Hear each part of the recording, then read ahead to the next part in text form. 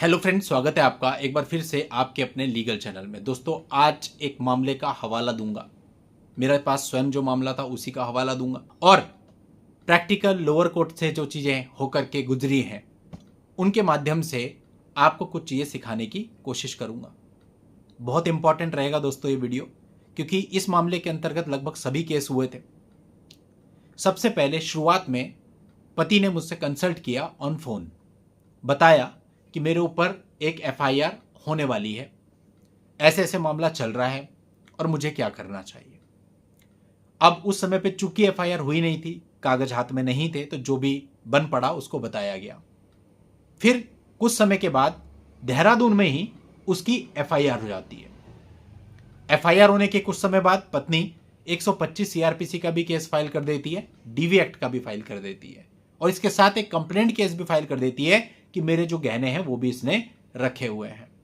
अब फाइनली जो पति होता है वो अपनी जगह से हमारे ऑफिस में आता है और कहता है, साहब अब तो मेरे ऊपर ये केस फाइल हो चुके, ये करना है, अब कैसे होगा। अब हमने उसको एक चीज सबसे पहले स्टार्टिंग में बताई।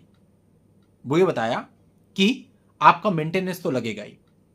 अगर आप ये भी कहते हो कि आप कोई काम नहीं करते तब भी मेंटेनेंस बनता है, और आपके केस में आप काम करते हो, आप अपनी सैलरी स्लिप भी दिखाओगे और आपकी अकाउंट स्टेटमेंट भी इतनी मोटी है, तो ये तो हो ही नहीं सकता मेंटेनेंस ना लगे।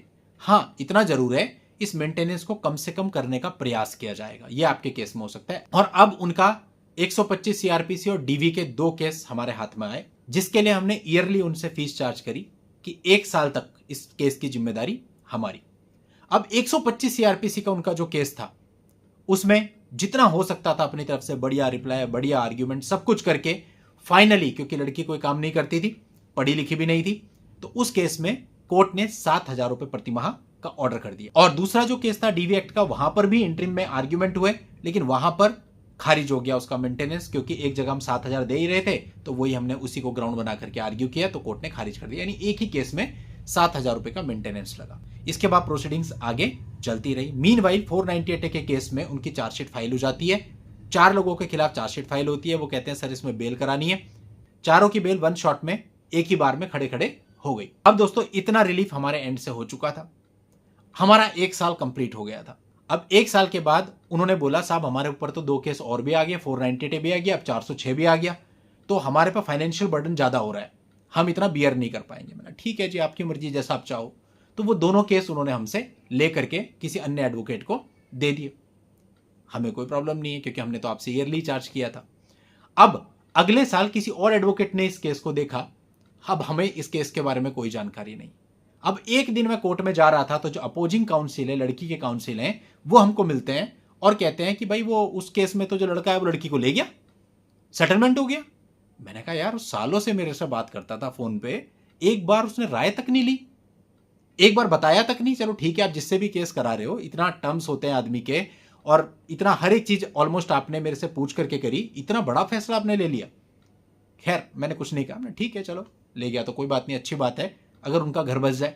इसके अलावा मुझे और भी बातें पता चली कि आपके बारे में गलत भी बोल रहा था कुछ। मैंने कहा चलो छोड़ो, उससे तो मैं फर्क नहीं पड़ता, वो तो इंसान की आदत होती है, कुछ गलत बोलता है, कुछ सही बोलता है, और पता नहीं सही भी है बात या नहीं। हमने उस बात को छोड़ा। अब दोस्तों, इस बात को 1 साल गुजर गया। 1 साल के बाद वो बंदा हमें फिर से अप्रोच करता है और अब वो हमें कहता है कि सर मैं तो बहुत परेशान हो गया। क्या हो गया भाई? बोला मैं उस लड़की को ले आया था। अब 1 साल बाद उसने बताया मैं उस लड़की को ले आया था और अब तो उसने आतंक मचा दिया, अब मुझे डाइवोर्स चाहिए, मैं तो अब साथ रह नहीं सकता, ये हो गया वो हो गया, मैंने तो गलती कर दी आपको छोड़ के, मैंने जो नया वकील किया उससे मैं संतुष्ट नहीं हूं, वगैरह वगैरह बहुत कुछ बोलने लगा। अब मैं क्या करूं? अब प्रॉब्लम देखिए, लड़की उसके घर में आ चुकी है, घर से निकालना ही सबसे बड़ी समस्या, और इससे भी बड़ी समस्या, जिससे भी राय लेकर के वो वापस लेके गया था लड़की को, ना तो उसने 498 का केस वापस किया अपना, ना ही उसने डीवी का केस वापस किया अपना। केवल उसका 125 सीआरपीसी और कंप्लेंट केस बंद हुआ। इसके अलावा उसका 498 भी चल रहा है और डीवी भी चल रहा है, और केस चलते हुए वो वाइफ को साथ रखे हुआ था। अब वाइफ ने दांतों तले चने चबवा दिए। अब समझ में नहीं आ रहा क्या करें, क्योंकि डाइवोर्स भी फाइल करने के लिए छत अलग होनी चाहिए, और जाहिर सी बात है, जैसे मैं बताता भी हूं कि अगर लड़की वापस आएगी तो वो अपने वकील से सारी सलाहें लेकर के आएगी, क्योंकि ऑलरेडी वो 1-1.5 साल कोर्ट कचहरी देख चुकी है, कोर्ट कचहरी में जा चुकी है। अब कोर्ट उसे क्या बोलेगा कि भैया अब तो तू घर के अंदर है, मजे कर, घर से मत निकलियो, ये अपने आप आएंगे बैकफुट पे। अब देखो दोस्तों कितना नुकसान हो गया। वो क्लाइंट, उसने स्टार्टिंग में 1-1.5 साल केस लड़े, उसमें जो भी उसके एक्सपेंस हुए, जो भी टाइम लगा, वो सारा हो गया वेस्ट, क्योंकि लड़की को तो वो फिर से ले गया। 1 साल फिर उसके साथ रहा और उस पूरे 1 साल के अंदर सरदर्दी, रोज के झगड़े, ये सब चीजें बनी रही और केस भी कोर्ट में चलते रहे। और 1 साल के बाद अब स्थिति यह है कि समझ नहीं आ रहा क्या करें।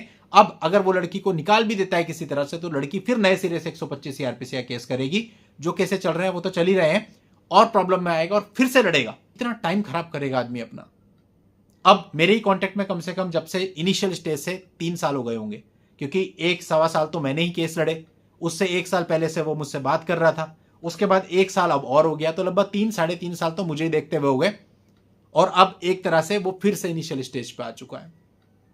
आप में से बहुत सारे लोग इस प्रकार की गलती करते हैं। कई बार केवल थोड़े से पैसे को बचाने के चक्कर में आप इतना बड़ा लॉस कर देते हैं। मैं कह रहा हूं कुछ नहीं, अगर वो एक बार मुझसे कॉल करके पूछ लिया होता ना, सर मैं उस लड़की को ले जाना चाहता हूं, मैं कहता ठीक है ले जा, लेकिन सही तरीका ले जाने का यह है। सारे केस आज उस लड़की के खत्म होते, तब तक मैं होने नहीं देता जब तक केस विड्रॉ नहीं होते। लेकिन उसने गलती करी, आज अब पैसे का भी नुकसान, समय का भी नुकसान, मेंटली भी परेशान, कोई ऑप्शन नहीं। तो ये सब चीजें, इस तरह के केसेज, मेरा बताने का आपको उद्देश्य सिर्फ इतना है कि आप लोगों के साथ इस प्रकार की गलती ना हो, आप लोग इस प्रकार की गलती ना करें, इनसे बचें और बहुत ही समझदारी से अपने केसेज को चलाएं। उम्मीद करता हूं आपने इस पूरे वाक्य से, इस पूरे केस से काफी सीख ली होगी। आज के इस वीडियो में इतना ही। नेक्स्ट वीडियो में नई जानकारी के साथ मैं आपसे फिर मिलता हूं। तब तक के लिए good bye and thank you for watching. Take care.